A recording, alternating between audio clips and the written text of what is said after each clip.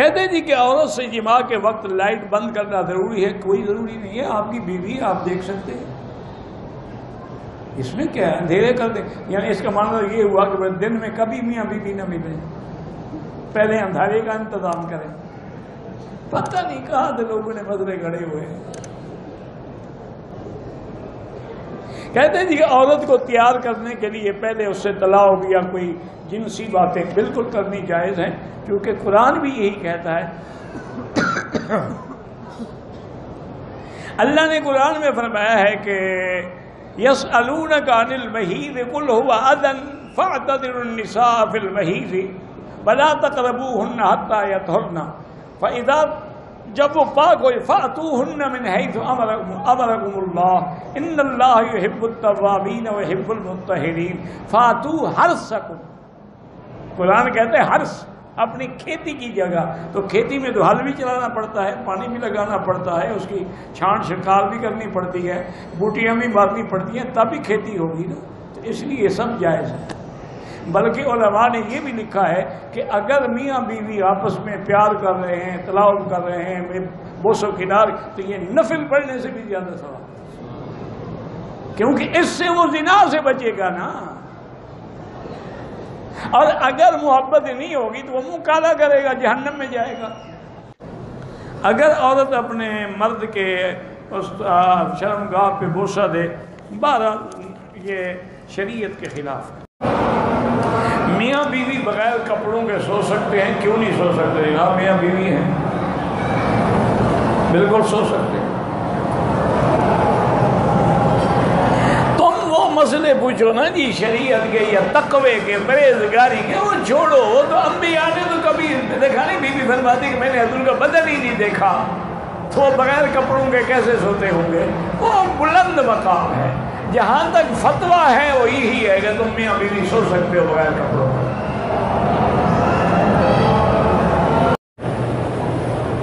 میاں بیوی کو ایک دوسرے کے جسم کے ساتھ تک دیکھنا جائز ہے، سب کچھ دیکھنا جائز ہے، دیکھنا تو منع نہیں ہے۔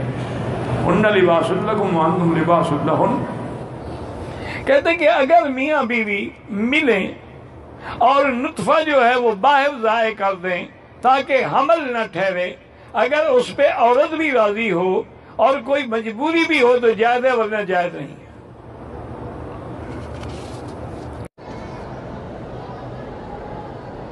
کہتا ہے کہ بعض اوقات بچہ دودھ پی رہا ہے، اس وقت بھی خاوند اپنی بیوی سے مل سکتا ہے، لیکن بہتر یہ ہوتا ہے کہ ایسے حالات میں نہ ملیں۔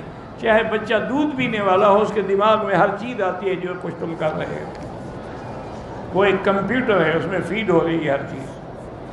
وہ بول نہیں سکتا، لیکن بڑا ہوگا اس کو پتہ لگے گا میرے باپ کا یہ حال ہے۔ اگر دو بیویاں ہیں میری، ایک ہی کمرے میں، ایک دوسرے کے سامنے میاں بیوی ہم بستر نہیں کر سکتے ہیں، دوسرے کو ایذا پہنچانے کی اللہ نے اجازت نہیں دی۔ ایک ہی وقت میں 2 یا 3 بیویوں سے جماع کر سکتے ہیں؟ جی کر سکتے ہیں، کیوں نہیں کر سکتے؟ اگر اللہ نے تمہیں طاقت دی ہے کر سکتے ہیں۔ اور یہ تو حدیث میں بھی ہے، میرے آقا جب حج پہ تشریف لا رہے تھے تو ساری بیویاں ساتھ تھیں، اور آخر میں آپ کی 9 بیویاں تھیں، 11 سے نکاح ہوا لیکن آخر میں 9 تھیں۔ وہ 9 کے 9 بیویاں ساتھ تھیں۔ حضور مدینے سے ذی الحلیفہ آ گئے، وہاں قیام فرمایا، رات گزاری، تو اسی رات میں حضور نے اپنی ہر بیوی کے ساتھ جا کے مجامعت کی تاکہ سنت بھی پوری ہو جائے اور احرام سے پہلے سب کے خواہشات نفسانی بھی مٹ جائیں۔ تو اگر یہ ناجائز ہوتا تو حضور سب سے کیوں ایسی بات کرتے؟ جائز ہے۔ کوئی آدمی عورت کے ماہواری کے ایام میں ہم بستری کرے، وہ گناہ گار ہے، توبہ بھی کرے، صدقہ و خیرات بھی کرے۔ قرآن کے خلاف ہے کہ یسألونک عن المحیض قل هو اذى، حیض کی حالت میں عورت سے ملنا، فرمایا اللہ نے پلیدی ہے، تکلیف ہے، فاعتزلوا النساء فی المحیض، بالکل دور ہو جاؤ، حیض کی حالت میں ان کے قریب نہ آؤ۔ اچھا یہودی تو یہ کرتے تھے کہ اگر عورت حیض میں ہو ان کے گھر بھی نہیں آ سکتی تھی، دوسرے کمرے میں رہتی تھی، برتن بھی دوسرے، کپڑے بھی دوسرے، کھانا بھی الگ، ہر چیز الگ۔ لیکن اسلام نے کہا کہ نہیں، یہ سزا تو نہیں، اکٹھے رہ سکتے ہو، بیوی کھانا بھی پکا سکتی ہے، میاں بیوی کھانا اکٹھے کھا سکتے ہیں، بلکہ ایک بستر پہ لیٹ بھی سکتے ہیں، لیکن جماع کرنا جو ہے وہ حرام ہے۔ اور یاد رکھیں کہ حیض کی حالت میں جماع کرنے سے دونوں کو ایسی ایسی بیماریاں لگتی ہیں پر جن کا دنیا میں کوئی علاج ہی نہیں۔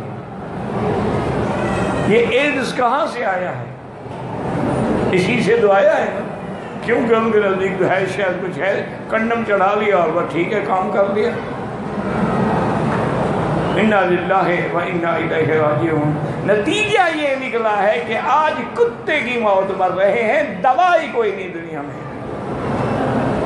قرآن کی مخالفت کرو گے تو مر جاؤ، اگر غلطی ہو گئی کہ توبہ کرو، اور بلکہ 1 دینار کے قریب صدقہ بھی کرو۔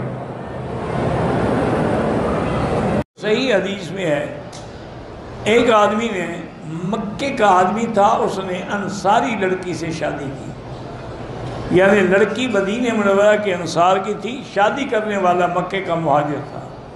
میاں بیوی جب رات کو اکٹھے ہوئے، اب وہ بیوی کو کہا ایسے لیٹ جاؤ، کھڑی ہو جاؤ، ایسے بیٹھ جاؤ، ایسا۔ اس نے کہا کیا کہتے ہو تم؟ ہم تو صرف سیدھا سو کے جماع کراتی ہیں۔ انہوں نے کہا یہ کیا مطلب ہے جب شریعت میں؟ انہوں نے کہا نہیں، بالکل حضور سے پوچھیں گے، پھر اس کے بعد جیسے تمہاری مرضی آئے کرنا۔ انہوں نے کہا ٹھیک ہے۔ صبح کو حضور کی خدمت میں آئے، انہوں نے پوچھا، انہوں نے فرمایا کہ ہاں بس عورت کا پچھلا حصہ استعمال نہ کرو، باقی تمہاری مرضی ہے، کھڑے ہو کے، بیٹھ کے، لیٹ کے، جو چاہو کرو۔ فاتو حرثکم انا شئتم۔ تو یہ میری بیٹی، ایسے مسئلے ہوتے ہیں، کوئی اس میں یہ بات نہیں ہے کہ میں کیوں جواب دیتا ہوں، یہ دینا پڑے گا، ورنہ وہ تو ساری زندگی پھر چوستے رہیں گے۔